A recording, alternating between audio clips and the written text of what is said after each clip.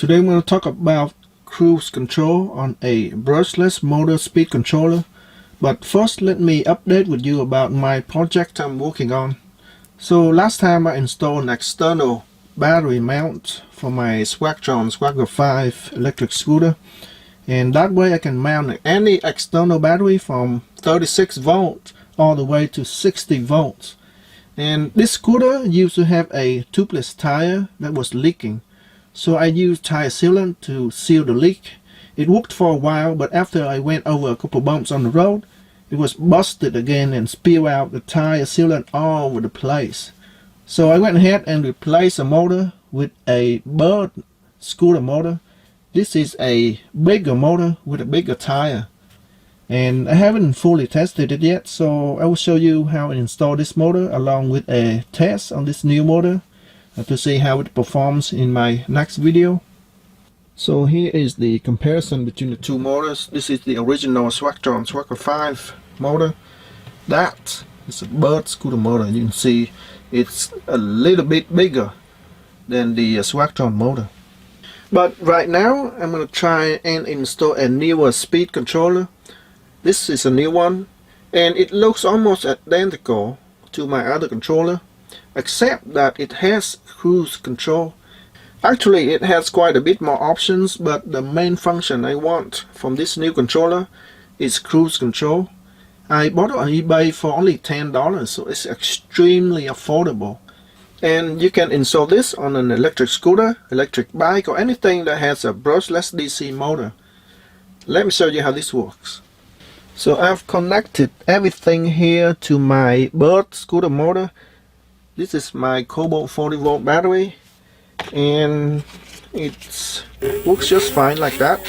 Okay, on this controller we have a couple wires here and it's labeled cruise. So you can connect them together like this. Okay, so when it is connected together, the cruise is going to be turned on. Okay, so let me run the throttle. Okay, run the throttle. Right now I connect the cruise control. Now I release the throttle. The wheel is still turning. So right now it's on cruise control and it will continue to run at the same speed that you set it on cruise until you intervene. So there are three things you can do to disable the cruise control. Number one is to apply the brake. It will stop. Number two is to move your throttle. It will disable the cruise. And number three is to press on the cruise control button again. In this case I connect the wire again and it will stop. This cruise control can be activated just by a temporary switch. That means you just have to tap the wire and it will activate the cruise control, and it doesn't have to be connected permanently. So let me demonstrate. So connecting the wire, and that's it. These wires don't have to be connected permanently.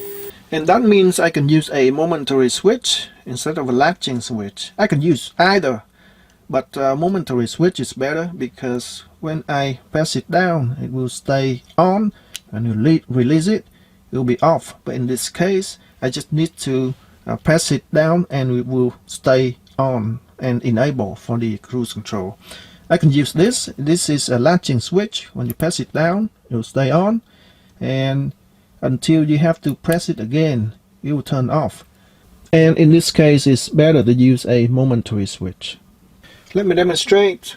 I have connected the dual wires from the cruise control to a momentary switch, and it's on cruise control. If you want to disable it. So this one here is my homemade cruise control I made earlier for my twist throttle, and it came from a plastic clothes hanger. It works fine, but it's for twist throttle only. My scooter has a thumb throttle, so if I want to make something like this, it's going to be different and different mechanism. But because I have a controller that has cruise control now. I don't have to deal with this anymore. And that's all for now. Just a quick video to show you how cruise control works on my new Brushless DC controller, and also update with you as to where I've been going with my project. In my next video, I'm going to test this bird scooter motor and also test different batteries with different voltages, and also the ranges on the new batteries. Thanks for watching, and I will see you next time.